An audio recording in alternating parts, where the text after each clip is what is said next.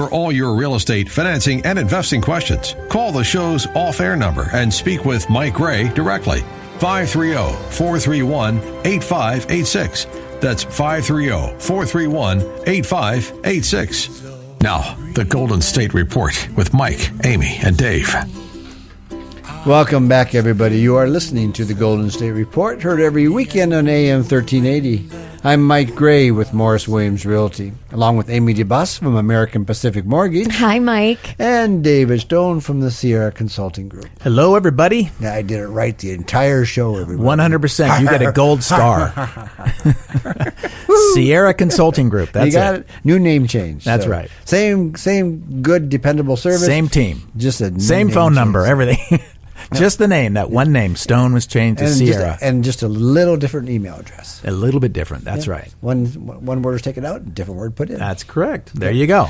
So anyway, I want to bring everybody's attention to that the real estate is going to change just a bit in the upcoming weeks. In the state of California?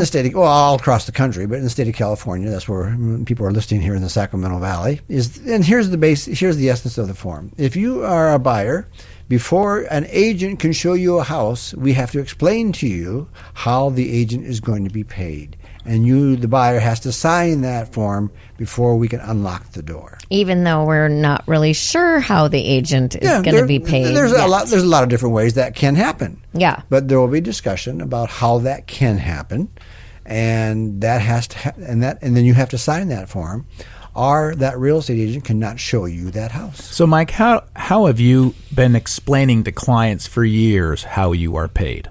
No, it's usually a discussion that we have as they become more serious about writing an offer. Okay. That's usually when I have that discussion. Okay. That way they have gotten to know me. They've gotten to see some of the skill sets that I bring, to the table, and there's a value there. But it sounds like you're going to need to, before you even show them a home, now you're going to have that conversation right out of the gate. It's a discussion that I usually had a little bit later on. Okay. I needed, in my mind, I had to earn their trust. Okay. And vice versa. I was also kind of interviewing them to see if I wanted them as clients. It's a two-way street. Right. Okay. But now that discussion, before I can unlock that door, that discussion has to happen. Even if I just met you for the first time 5 minutes ago, before I can unlock that door, we have to have this discussion. And it's just to make sure that all potential buyers understand how the real estate works. I don't think for 90% of our transactions it's going to change very much whatsoever. But there will be a 10% that it may change some of the terms of the contract. It may limit the number of homes that I might possibly be willing to show. Mm-hmm. So that discussion is going to be had very, very early in our relationship. So I probably moved it up a couple days. Okay. Most times when I'm showing people houses, it takes them several showings, to even if the house they end up buying is the very first house we look at, they need other houses to kind of verify or confirm that's the house they want. Right. And so we're dialoguing about the process, about the homes.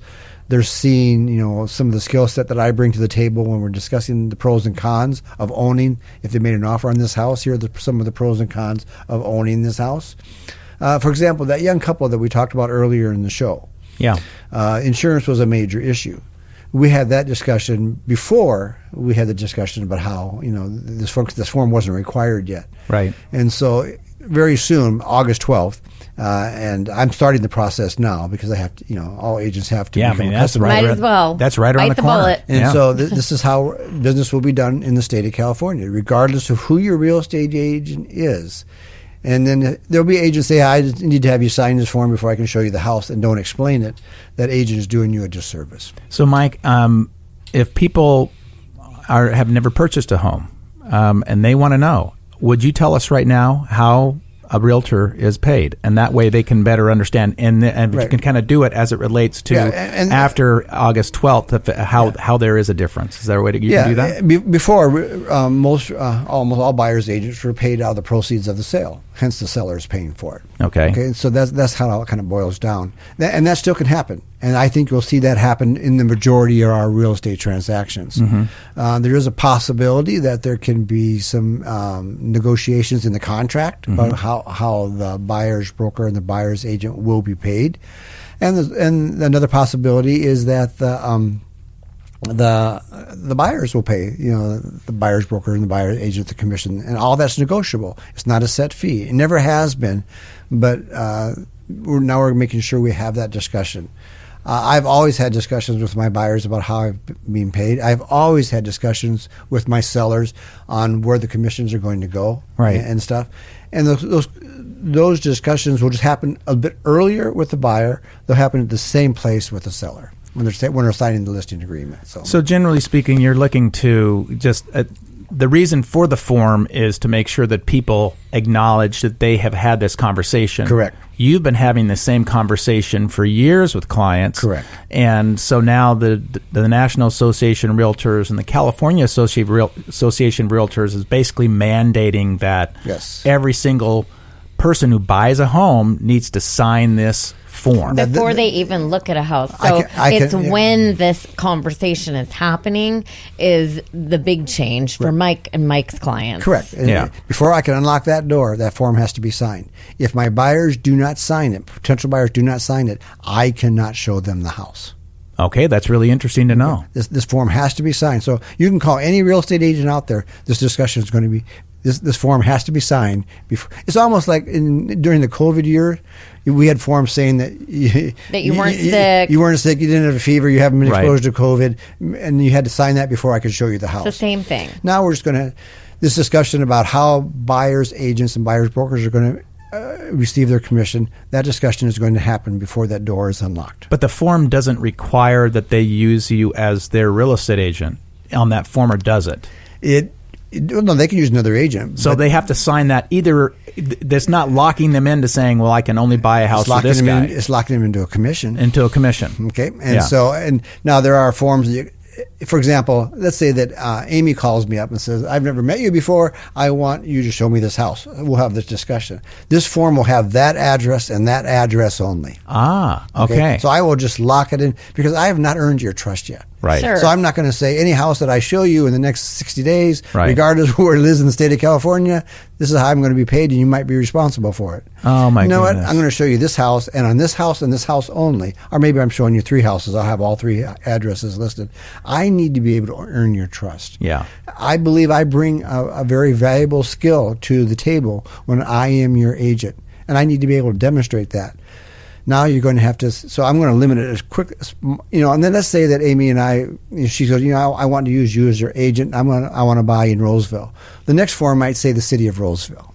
Sure. So I'll expand it. You broaden it out, and that still counts. Yeah, that still works. Right. But I also envision you saying, Mike, of course, my commissions are this, and, yes, we're going to get the seller to pay for them, or we're going to negotiate it in the contract. And at the end of the day, everything is up for negotiation in a real estate transaction. And I am an amazing negotiator. So I just don't see where this is going to be an issue. The other thing that I am going to do, that's the legal contract for that address between you and I. Yeah. I'm also going to attach a cancellation of that contract. Okay. Either party can cancel that. All right. So if after this one, and you're not happy with my services, here, just sign this and send it to me, Great. And our relationship is canceled. Yep. Yeah. Okay. I need to be able to earn your trust, and that's going to come with me standing right beside you, answering your questions, showing you things you need to ask questions about. You don't even know these questions. I love that. I love that strategy, Mike. So that's how I will do that. Yep, I love it. And every agent, and there'll be a lot of good agents that will do it just a bit differently. It's just that before we unlock a door now, we're going to have this discussion, and a signature will have to be done. So anyway, if you have any questions about that, give us a call, 530-431-8586. It's been a pleasure being part of your weekend. I hope that you have a wonderful, wonderful week, and consider tuning in again next week. Thank you.